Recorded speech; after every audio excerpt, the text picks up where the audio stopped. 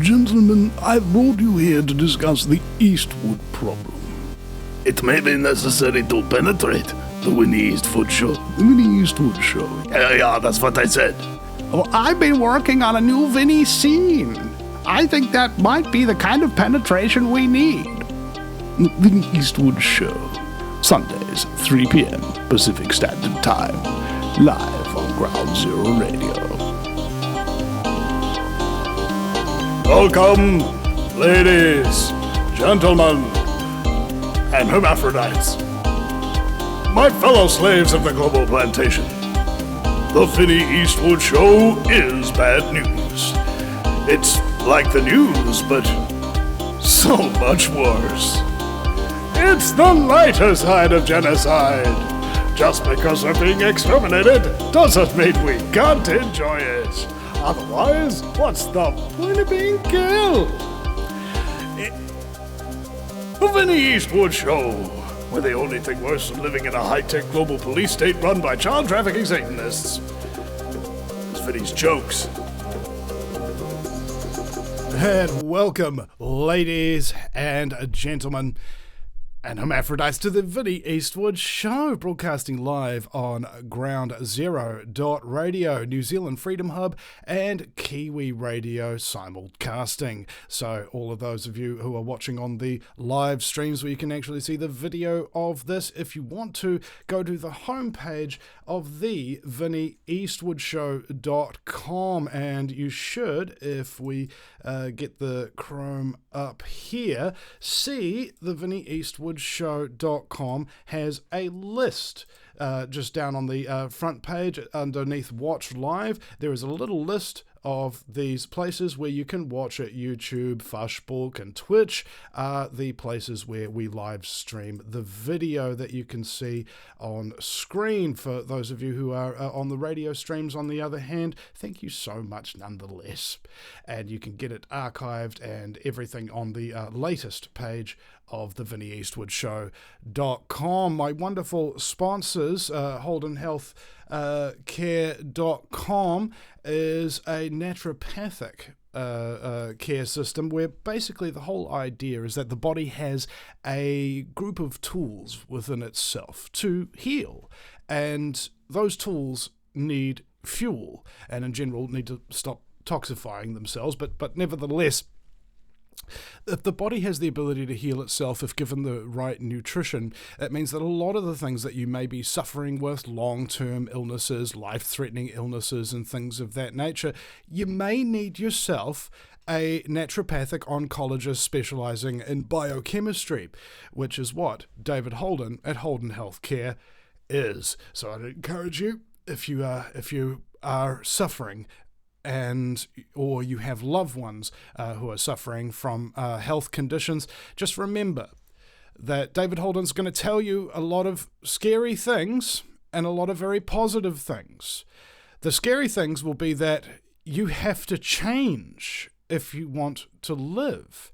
And the positive thing is that he'll show you how to change so that you can. So that's holdenhealthcare.com. Medical disclaimer is available on the website as well for those of you in the district health boards who are watching, who believe from Rockefeller medicine teachings that there is a pill for every ill and to cure people is the only sin. Anyway, our other sponsor is reopen.nz, which is a directory of anti-mandate, pro-choice, all-inclusive businesses in New Zealand. So if you have a freedom business, or if you're just a freedom-loving person and you just happen to so much as have a business, and you want to be included on that list of incredible businesses from all around the country that have very diverse practices and things of that nature, well, look at that. From Palmerston North, we've got Omega Chiropractic and Radiology who've signed up, Garage Doors, Auckland, mate. There's just so many wonderful and diverse people around New Zealand who run businesses and also believe in freedom. So if you guys want to add yourself to the list, go to reopen.nz and add your freedom business today.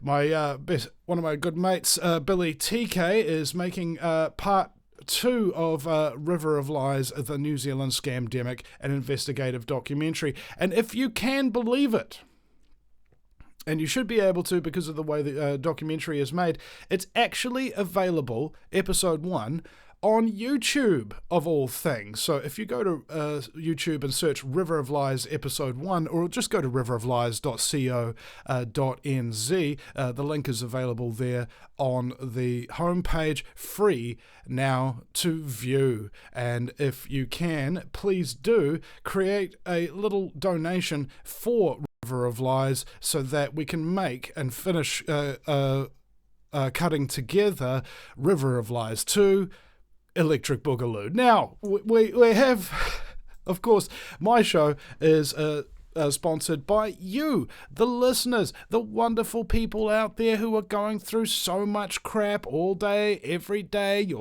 families disrespect you, your colleagues and co-workers think that you're crazy, your friends don't frickin' listen to you when you're trying to tell them the truth, and that is a tough situation to be in. If you commit to truth, you're going to lose all those friends, okay? Because you'll realize that they're not really your friends, because they don't really know the real you, because they don't know the true, okay? And they're not worth your effing time. All right? I saw this... I saw my mate John Eisen, who runs Uncensored Magazine, and the New Zealand Journal of Natural Medicine. And one day I had a realization. I was like, I met him like maybe just on the year before I started this broadcast. And I said to him fairly recently, I was like, hey, John, I think I've actually copied your lifestyle. He goes, what do you mean? And I go, well, you don't leave the house very often. You just sit there and you do their work. You do your work, and get the truth out. And when you do go out, it's only to go and see a select group of people, a very, very small number of them. And that's what he told me, is that because the vast majority of people are not worth your time. All right? Time and attention are the 2 spiritual currencies. And honestly, most people aren't worthy of yours. The fact that you think that I'm worthy of your time and attention, the show is worthy of your time and attention, is just wow. I'm not sure if you realize how special you are, how interesting you are, how fun you are, how cool you are, that anybody who you deem worthy of your time should be bloody grateful. And I most certainly am. It's an honor to have you listening to this broadcast. Thank you. If you'd like this broadcast to continue, we have some costs coming up. Of course, it's the Christmas season coming up, ladies and gentlemen, and as a activist who does what he does for the goodness of mankind, often the holidays can be the toughest time of year, because that's often when people who work slave jobs get things like Christmas bonuses, time off, and things of that nature. So it does make it very difficult for me sometimes, even to buy presents for family members and whatnot. So if you'd like to make I would like you, if you could, if you've got the goodness in your heart for this, make a donation to the Vinny Eastwood Show and just say Merry Christmas, because I'm gonna use that to make sure that my kids and my family and things of that nature can actually get some of my time and attention, so I can afford to go and see them and bring gifts and things of that nature. I would really like that. I would really like to do that this year, considering I'm turning 40 just after Christmas. And I'm like, man, I would like to be able to celebrate a birthday too, that kind of thing. But these are all personal little issues and what have you. What I would like to do is thank all those people a week or two ago who, when I did a broadcast saying that this might be the last broadcast and I needed a new studio computer, you guys donated the amount that I needed for a brand new, well, not brand new, it was secondhand technically, but a new computer to do the studio work which we are using as we speak. And it works just beautifully, and you guys helped us to raise the money It didn't take a week. It didn't take 5 days. It took less than 72 hours. And that shows, or at least it showed me, that there actually really is still a massive amount of support out there for the broadcast, that you people value it, and it does something good for you. And I'm grateful for that, because sometimes it doesn't matter what employment opportunity you happen to be involved in. It helps to know that there's a point, that it's appreciated. Things of that nature. And when I needed help, you guys helped me. And so I just want to say again how grateful I am for you all for supporting the show. The title of today's broadcast is There Is No Your Truth and There Is No My Truth. There is only the truth. It is singular. It is objective. It is immutable. It cannot change. What is true when the universe began will be true when the universe ends. So when people, and I've actually noticed this a lot lately, going out and talking to people, oh, that's your truth, oh, this is my truth, and I'm just like, no, it's not. I'm holding a drink bottle in my hand, okay? That's true. It's objective. You can see it, all right? How do you know that this is, for example, a three-dimensional object? Well, it's got a top, a bottom, a left, a right, a front, and a back side. Well, that's 6 dimensions. So we know that this thing exists in the three-dimensional universe, right? We can prove it. It's measurable. Truth is much the same way. Except instead of top, down, left, right, front, and back, it is who, what, when, where, how, and why. Who, what, when, where, how, and why. Who, what, when, where, how, and why. If you're trying to investigate something, and people are like, oh, well, how do you even know what's true? That's how. It's pretty straightforward, but it doesn't make itself easy to be known. All right, the truth isn't an easy thing, nor is living a good, decent life, right? It is hard to figure out things. That doesn't mean that we should just give up and stop trying. Stop investigating. Stop learning. That's what slave scum do. And you're not slave scum, are you? I suppose that there is some kind of denial that is going on here, where people believe that it's a possibility that what exists in reality is subject to their perspective. Okay? And it's the opposite way round. You are subject to reality. You are experiencing it subjectively, but the reality itself is objective. It's not confusing, it just is what it is. Right? As I say, there's only 2 things you can guarantee about the truth. It is what it is, and it isn't what it isn't. People live in these bubbles of make-believe, and some people may, for example, believe that they're bulletproof. And the only thing that can really happen in order to persuade them otherwise is if they get shot, and then they suddenly realize, oh, wait a sec, is that blood? Oh my God, I'm leaking everywhere. I must not be bulletproof. Yes, I told you, bro. All right, human skin does not have the hardness to repel projectiles, all right, that are forced through the air by explosions of gunpowder. That's not what your skin is designed to keep out. It's designed to maybe keep out some dirt and some dust and stuff like that, prevent it from getting into your blood, but not bullets. How do we know this? Well, we can do some objective investigating, can't we? We can run a few tests. That's why your thought process is so important. The science, for example, has this 3-pronged attack. It tries to figure things out. You have a thought, then you test that thought, and then you go with whatever the results tell you. This is called thesis, or rather hypothesis. Your thought.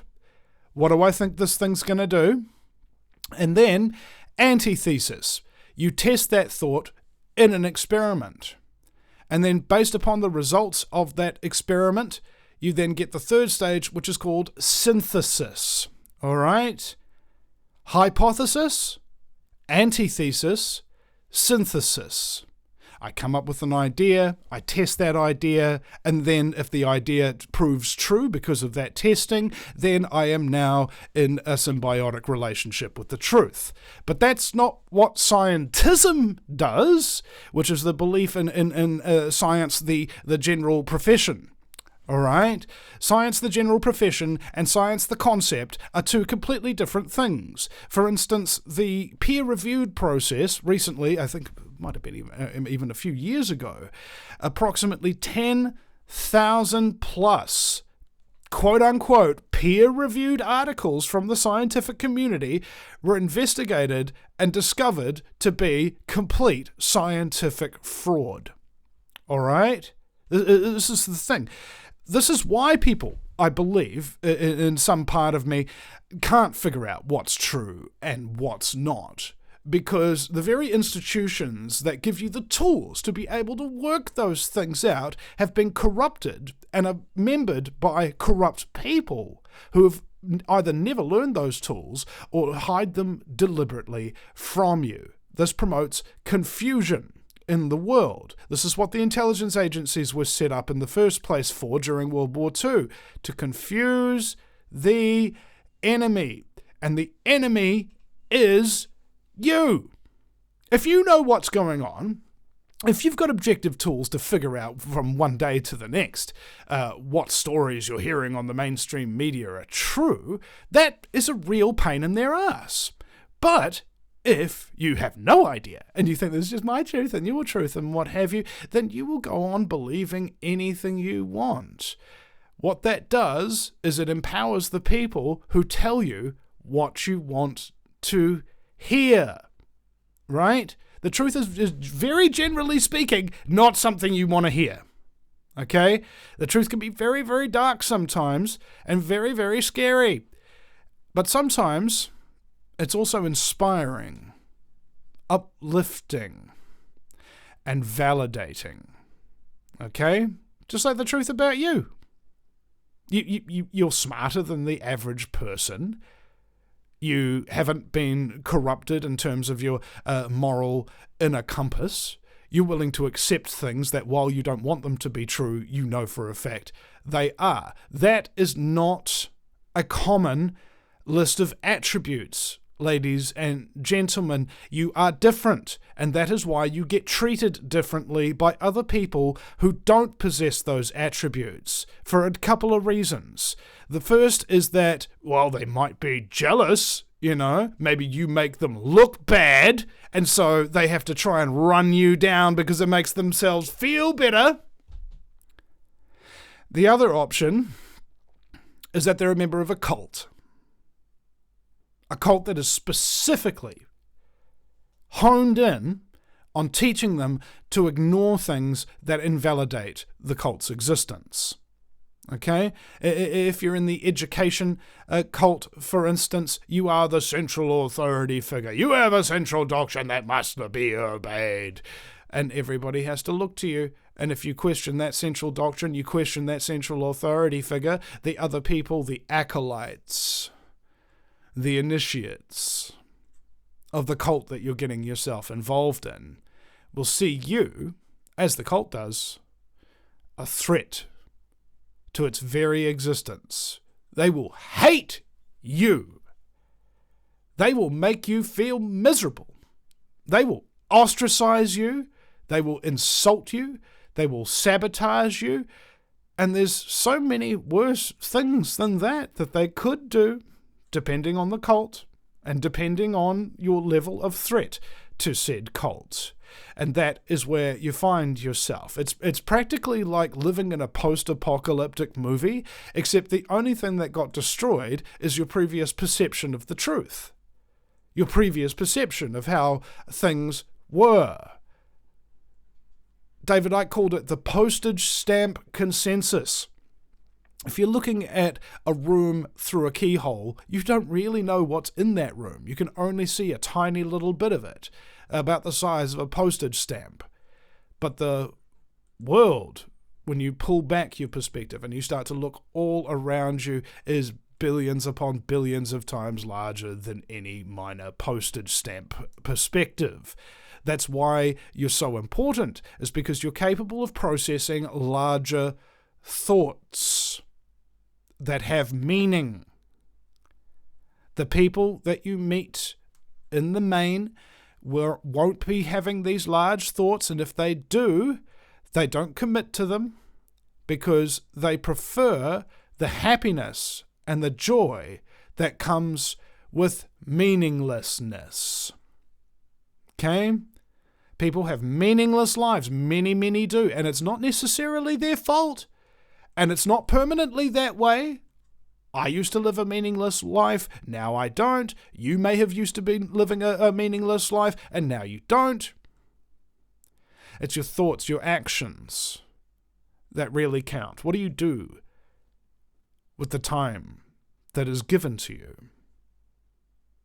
Are you placating yourself? Right? I think a lot of people who come to the truth in any part of it don't go the whole hog. You know, it's all very well to know 9/11's an inside job, fluoride is bad for you, mainstream media lies to you, politics is a sham, etc., etc.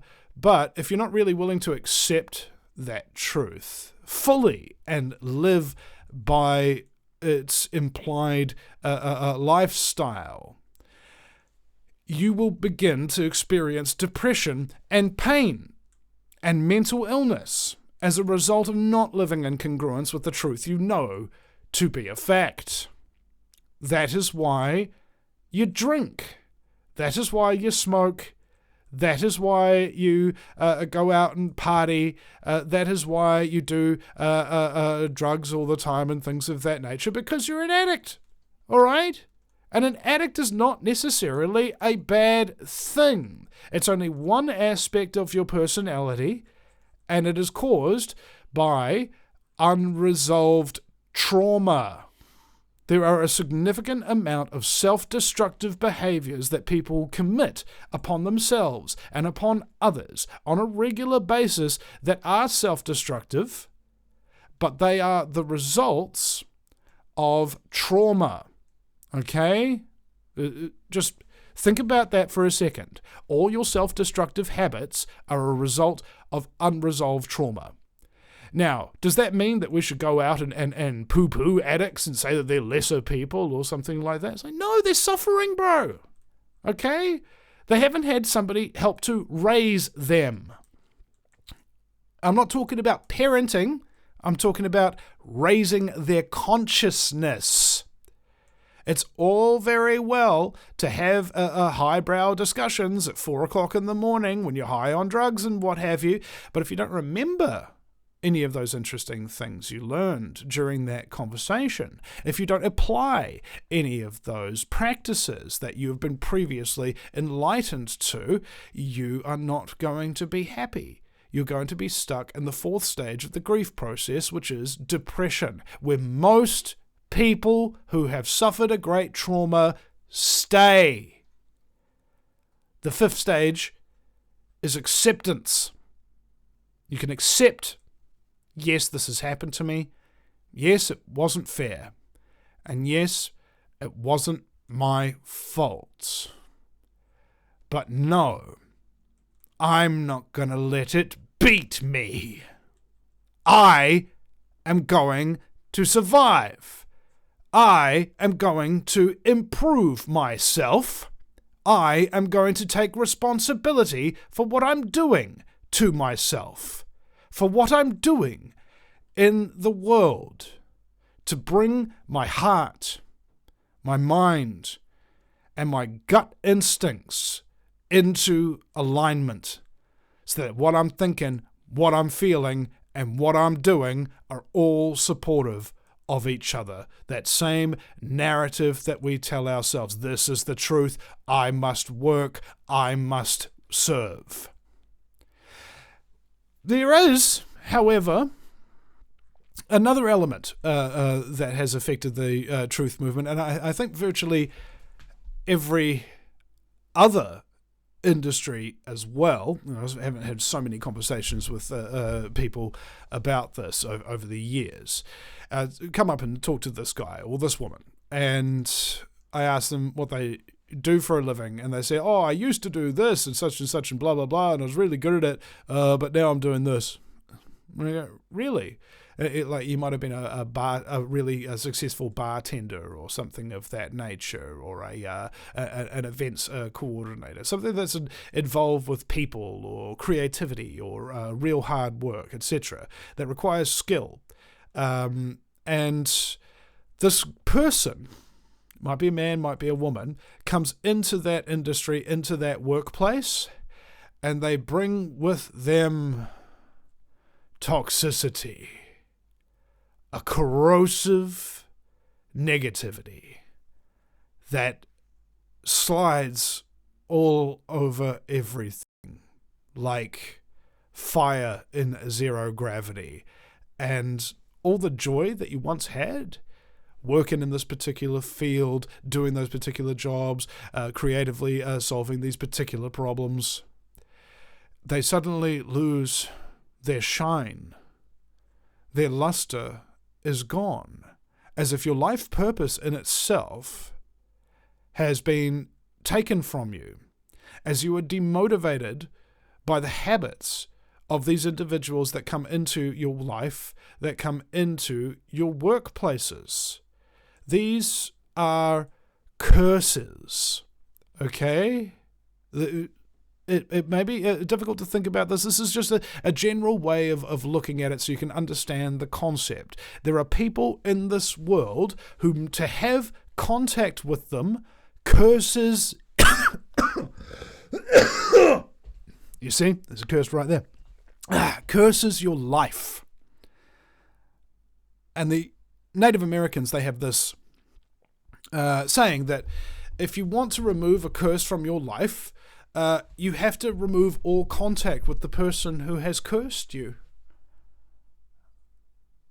That's what you have to do. You have to get these people the hell out of your life. You look at your productivity, it'll just go you know. I've gotten some bad influences out of my life recently, and I think, what was it, the other night I was up till about 7 a.m, you know, couldn't sleep, didn't want to sleep. I was working really, really hard doing this audio play for the movie Grindspot that we're working on.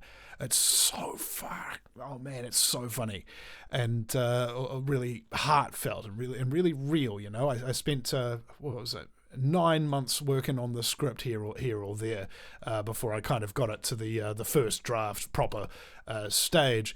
And now what I'm doing is I'm turning that into an audio version. So I'm doing all the voices, and I'm taking movie soundtracks from like some of the best films in the world that have ever been made, and adding them in and making little radio plays with the script by myself. You know, I've put so many hours into it, and I find it incredibly rewarding. And the only reason I was able to do that is because there were people in my life who were so freaking negative and so stressful for me to communicate with that I had to cut them off, you know, and just like not try and contact them anymore. And my productivity just went and I was like, wow, my goodness. It's taken me like 9 months to finish the script because I was dealing with those people. And now that I'm actually just working on it by myself without any contact with those people, I've nearly finished narrating and cutting together the entire script in a couple of days. You know, in less than a week, and I hope to get it finished within the next few days itself. And it's like, this is the creative process. bad people in your life who stress you out and whinge and bitch and moan and complain and point out the problems with what you're doing and so on and so forth. Get them out of your life. You will be free. So free. Like, that sound that you make when you sit on a really, really comfortable chair or couch or something. You know what sound that couch makes. Oh, bro, mate, I highly recommend it. And of course, there's so many people out there who are involved in your life in such ways that you can't just get rid of.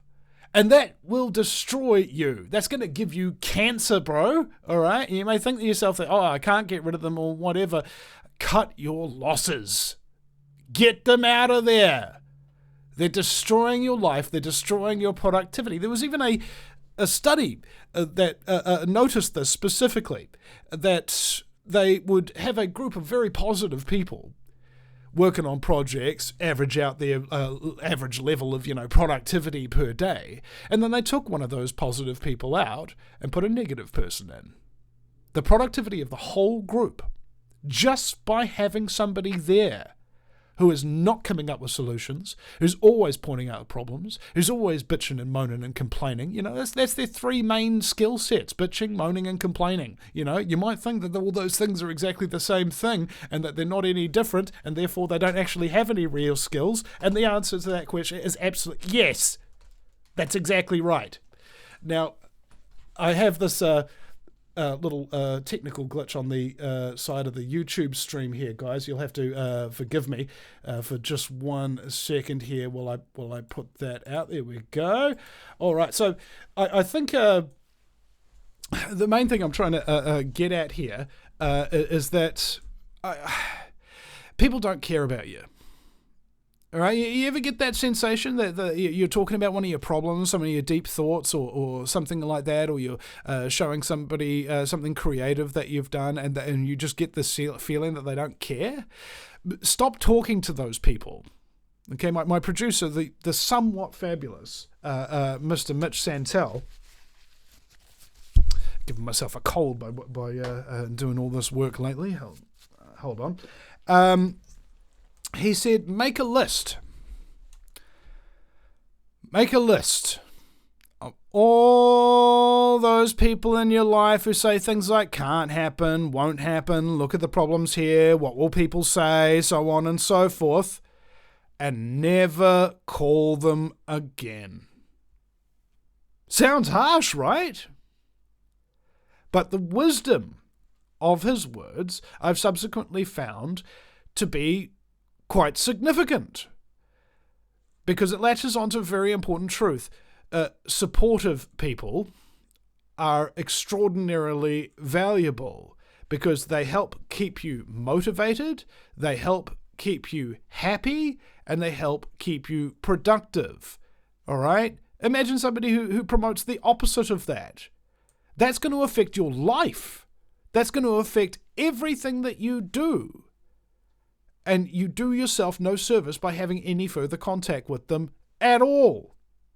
No service to yourself. It doesn't matter how fun they are when they're in a particular mood, if there's all this other baggage that can just pop up at any point like that when they get into a bad mood. It's all very well that they have things and resources and services and things of that nature that you want to engage in and you want to work with and you want to benefit from. But if it comes with all this other baggage, it's just not worth it. Okay? Keep these people at arm's distance. They're not worth your time, bro. They're just not worth your effing time. Why is this important? Well, look at it. We've got a question in here from Debbie Lacey. She's telling me, how old were you when your parents divorced, if you don't mind me asking? Thank you. I think she was asking that of DK. And Tone Deaf is saying we've all suffered trauma, including myself. And that's the thing. He's also saying don't dwell on the negative.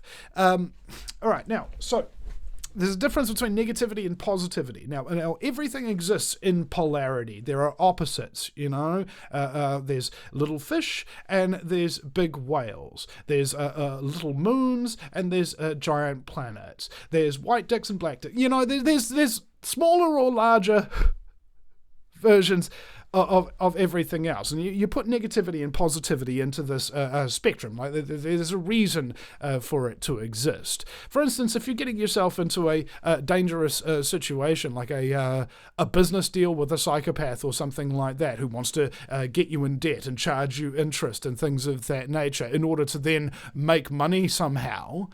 All right, that's a dangerous situation. And if somebody said to you, "Oh, don't dwell on the negative" or whatever, hey, but that was what warning me from getting involved with these people in the first place, because they're dangerous.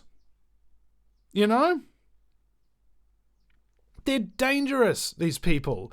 And you have to be able to accept that negativity exists and utilize it in the way it was meant to function. That doesn't mean sitting there, and this is the most important word I've learned in the last couple of years, ruminating. You've done that, haven't you? I know you have. I've done it heaps. You sit there and you think about the same frickin' annoying traumatic incident, that same gaslighting, abusive, ungrateful person in your life, and you sit there and you think about it over and over and over again. What should I have said to them? How could I have done this different? Why did this happen to me? That is dwelling on the negative par excellence, okay? That's ruminating. And mature people don't do that. They just don't. Whatever has happened to you has happened to you. If it does no good to keep running it around. Okay? It's like having a hamster wheel that's covered in barbed wire inside your brain that you are spinning constantly. That is dwelling on the negative. That is rumination. And if that's what you mean by that, tone deaf, totally agree on that. Because it's not something that benefits you or anybody else for that matter. And to absolutely believe. And I don't know why there are some people like this specifically. I don't know who hasn't mentored them. I don't know why they haven't taken responsibility for their own thoughts and actions. But these people are there. They are very structured in their negativity. Everything has to be an exact certain way, the way that I've been told, the way that I haven't practiced. But now I have to act superior because I know some about these things and haven't practiced them. But that's more than you, because you haven't even learned them in the first place. You've just been practicing them, and you know them better than me. But I've learned why these things are more important, so I know more than you about how they are. Okay, that's great. That's great. But at the end of the day, what you're doing is you are straitjacketing yourself. Okay, professions do this specifically to straitjacket the creativity of the people that are working under them. And maybe they're doing it for a reason.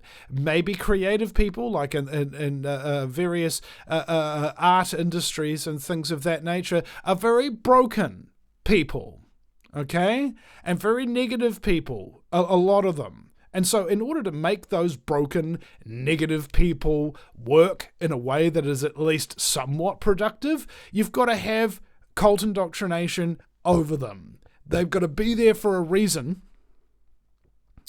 Like the reason, for example, you're being paid. The reason, for example, your reputation is going to be enhanced by the work on this project, etc., etc.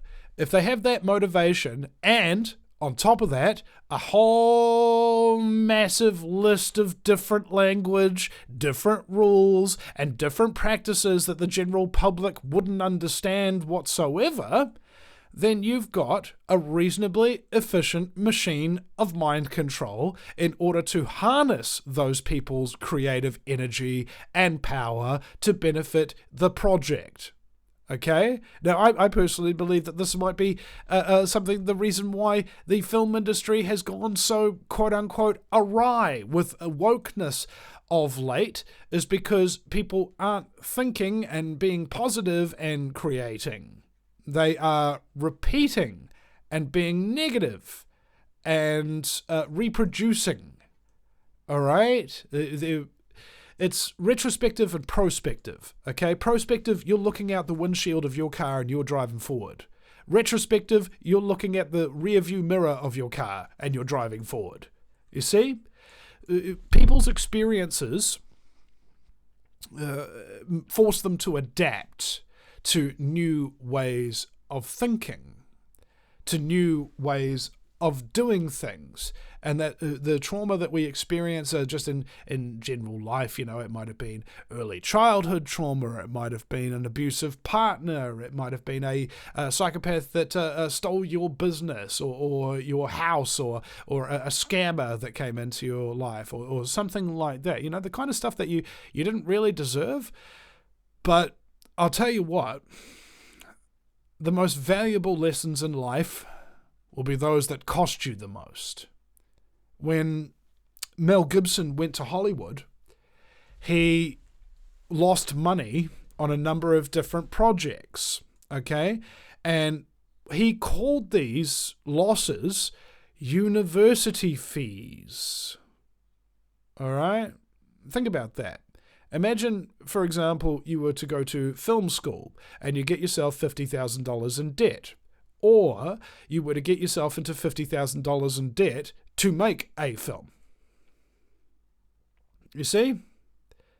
One of them, they're both learning experiences, and they both come with fees associated with them. I mean, the difference, of course, being that one of those industries that you're involved with will produce something for their monies and the debt.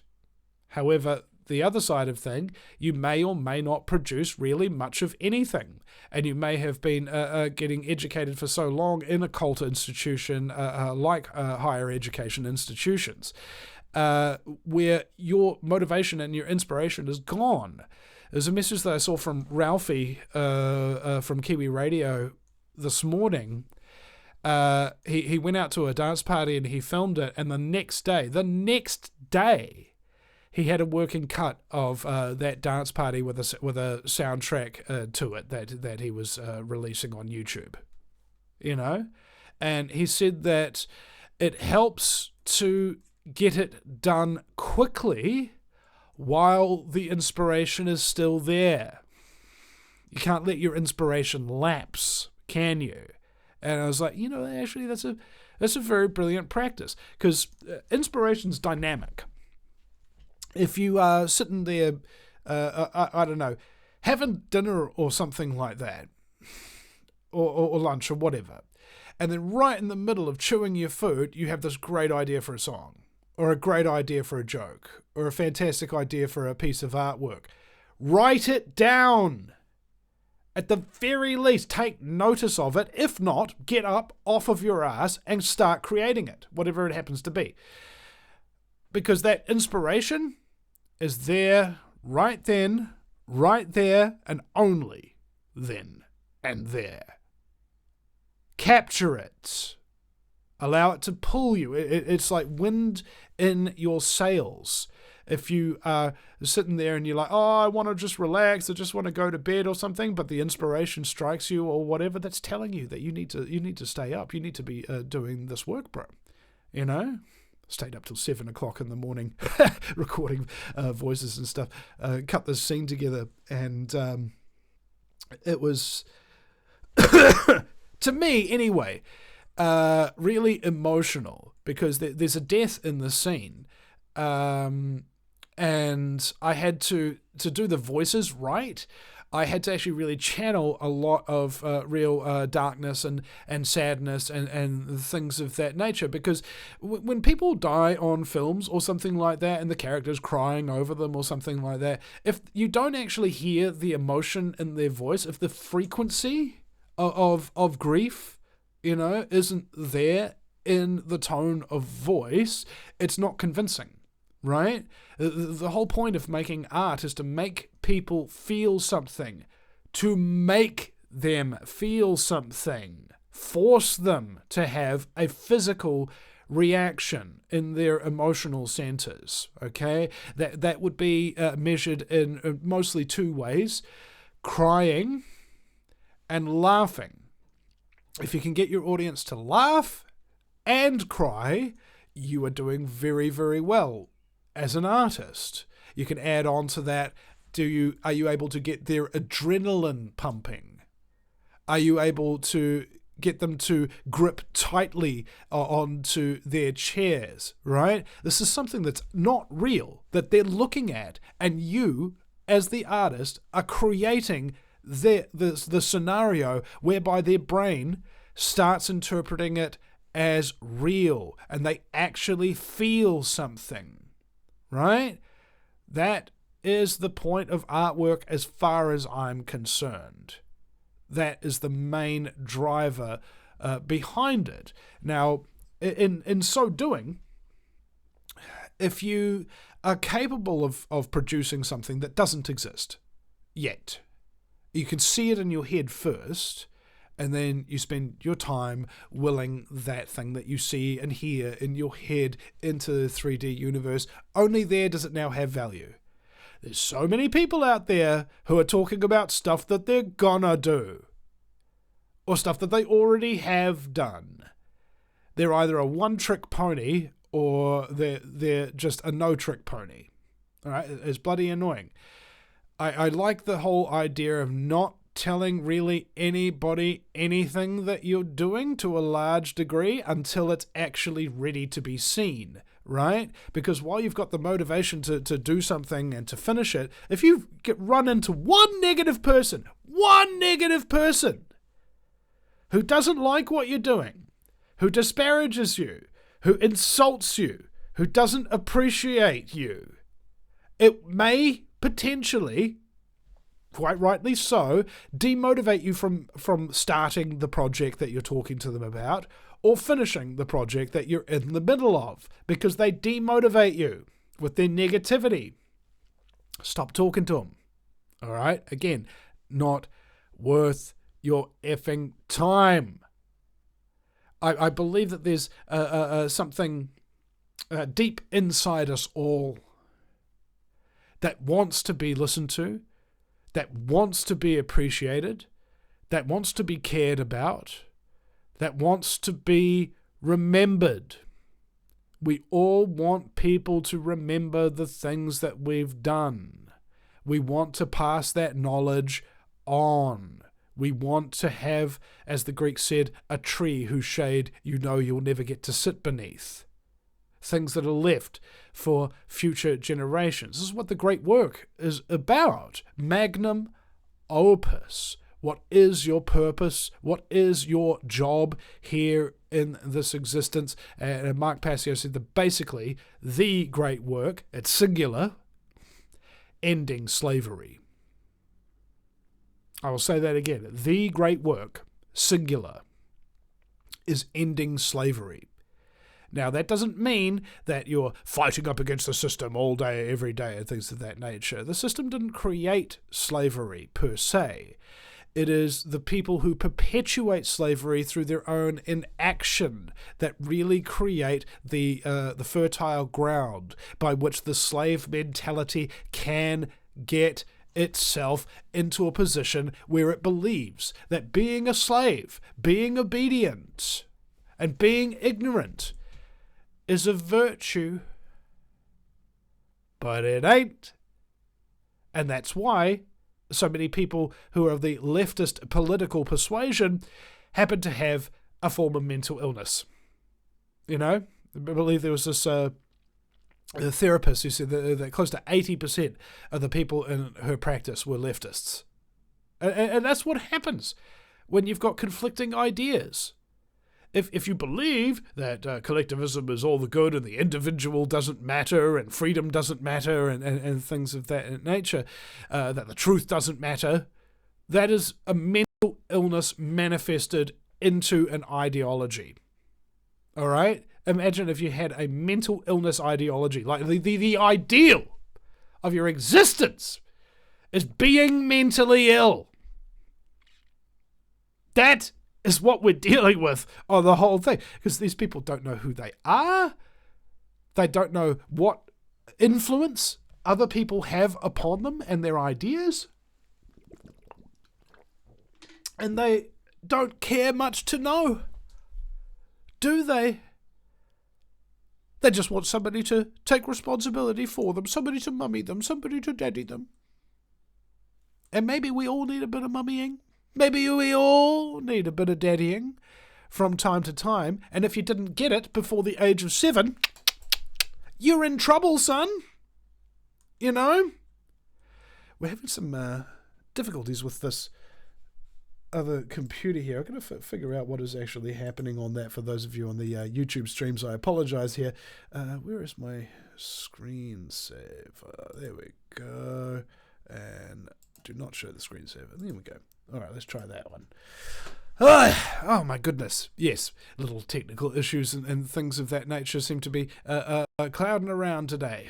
Just like, you know when some scary stuff happens, right? Like you've got something that you do your work on and your life's work, and then that device goes, and you're like, ah! You know, just for a second, and then it just comes back up and you're like, oh, goodness sake, that was terrifying, right? So that's just what happened here with the other studio computer. It's just like, no!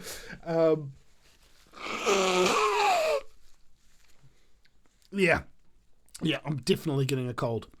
Probably shouldn't have stayed up into the middle of the night working on an artistic project, eh? All that stuff comes at a cost. So, yeah. Coming into the few last final minutes of the show here today. Oh, goodness sake. What have you guys got to say? What are you doing? You know? I want to know, because often we don't get asked questions. Have you ever noticed that when people are talking to you, they don't appear interested in what you're saying? You know? They don't really ask questions of you. They just keep talking. They might reply to what you've said and what have you, but you get a sense that they're not actually trying to get to know you. Now, DK's asking me if I want to be on his radio show on Sunday. Possibly, bro. Possibly, but I think I have work on. So it depends on what time. So just private message me and we'll suss that out, because I think I'm going to be helping a mate of mine build some things on Saturday and Sunday over the next few weekends. So... Michael Vacon is saying, I say to folks, do you want mummy, the palm, or daddy, the backhand? It's like, do you want to,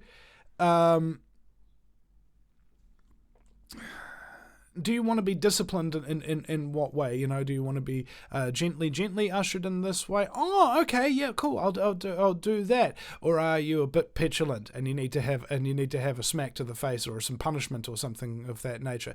Okay, reward and punishment. This is what Jordan Peterson was talking about in terms of parenting. You have to have very clear rewards and very clear punishments for very clear rules. All right, that helps you to develop a sense of what is right and what is wrong and what you should be taking responsibility for. And again, I had this idea that there's an intergenerational pain in mankind. And what happened was there was a war, all right? Let's say it's World War I, the Great War or whatever. And so all the honourable, good young men and stuff like that, all the brave ones, they go over there and they either get killed or they come home traumatized as hell. And then they traumatize their children. And then those children grow up And then there's another war. And those children have to go off to war, traumatized in the first place, and they get traumatized even further, and then come back, and then traumatize their children. So you got generation after generation of people growing up being traumatized by traumatized people, by traumatized parents, right? What is happening to parenting? What is happening to all of this kind of stuff? It's so difficult, And DK says it's the change of season and your body adjusting. Don't keep giving it the crap names Farmer gave us. Yeah. Sorry. Is it like totally supportive of the New World Order to say that I've got a bit of a cold at the moment? All right, because colds are quote unquote incurable. But I think the connotation there is that it's caused by a virus or something of that nature. I was around somebody who was sick. And I was like, no, I wasn't. I wasn't around anybody. I was just stressing myself and my body out and pushing myself too hard. And with all the pollen in the air and all of that kind of stuff, my body got thrown a little bit out of whack. And so what it's telling me to do is take a little bit of rest and drink some water and get some sleep and have some vitamin C and some garlic and echinacea and turmeric and so on and so forth, the amount of herbs and things of that nature. Right? That's all that it is when I mean a cold. But I can appreciate that, people will think, oh, well, you're just going to go get yourself some painkillers and some things to bring your temperature down and the stuff of that. It's like, no. The reason why your body develops a temperature is so it can sweat out all the crap that's inside it. All right? All the crap that's inside your body doesn't like high temperatures, so your body increases the temperature in order to get rid of it. That's it. And I think that people have made a lot of money over the years, particularly the pharmaceutical industry, who are the biggest money-making institutions in the world's history. They make hand over fist. You know who else makes money hand over fist? Drug dealers. Why? Because drugs are very expensive because of the fact that they're illegal. All right? If cocaine wasn't illegal, if you could have like multiple coca plants in your back garden and stuff like that, how much would cocaine cost a gram? Certainly not hundreds and hundreds of dollars or something of that nature. It'd be cheap as chips. But because it's illegal, the price hikes up because people want drugs. They want them. And that's what the pharmaceutical industry is doing, except the fact that their drugs are quote unquote legal. They're immoral, they're unethical, but they're legal. You see? And that is what fraud is really all about. You just want to fraud people, to tell them that there's something that's affecting you that you clearly don't understand, so I'm going to have to give you something that makes you feel even worse, but I can assure you that it's working, and then give you more and more and more different types of stuff to make it even worse and even worse and even worse. And because I'm a doctor, I'm here to, I'm here to take care of you. I'm here to heal you. It's like, no, you're not. All right? Most of these institutions, they're basically the exact opposite. They're basically the exact opposite of everything that they say they are. The Ministry of Health, They're like the leading cause of death in this country. What? Ministry of Health leading cause of death? Yeah, mate. Have a look. Medical malpractice and reactions to poorly prescribed medications, cancer treatments, and so on and so forth. Each of those things individually kill heaps and heaps of people. They're like the fourth, fifth, and eighth biggest killers in New Zealand. And then if you add them together, because the medical industry is the supplier exclusively of those three causes of death, they actually overall mean it that the medical institution is the leading cause of death. Okay? Oh, we have to go to the hospital to save my life. No, you're going to the hospital for them to kill you, or to come up with excuses where they can, right? You're more likely to be killed by a doctor than practically any other factor. Bro. And most institutions are like that. Just have a look at things and assume that they are the exact opposite of what they say they are. The police here, we're here to protect and serve. No, you're not. You're there to punish and enslave. The Justice Department, we're here to administer justice. No, you're not. You're here to preside over crime. You know? To let the wrong people go and put the right people down. Scumbag? This term shill gets used a lot. Okay? And I once asked my mate, he's like, oh, I think he's a shill. And I was just like, do you know what shill means? And like, well, I don't know, somebody who speaks for the government? It's like, no, that's not specifically where it means. This is not the origin of the word here. A shill, if I may take you back to the 1800s, there was a guy named Big Bill Rockefeller. He was a traveling snake oil salesman.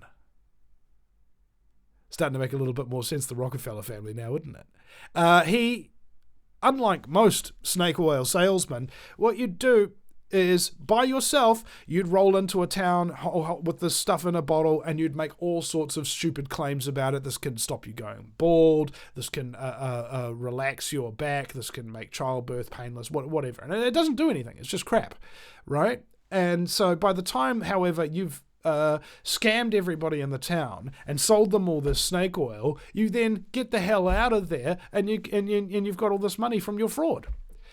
What shills do is the snake oil salesman comes into the town and he pays a few people in the crowd that is gathered to back him up. So if he says this cures of baldness, a guy with a big, thick head of hair will take off his hat and show everybody his thick, beautiful locks and say, yeah, it cured mine. And that helps to give people legitimacy. That's what shills do.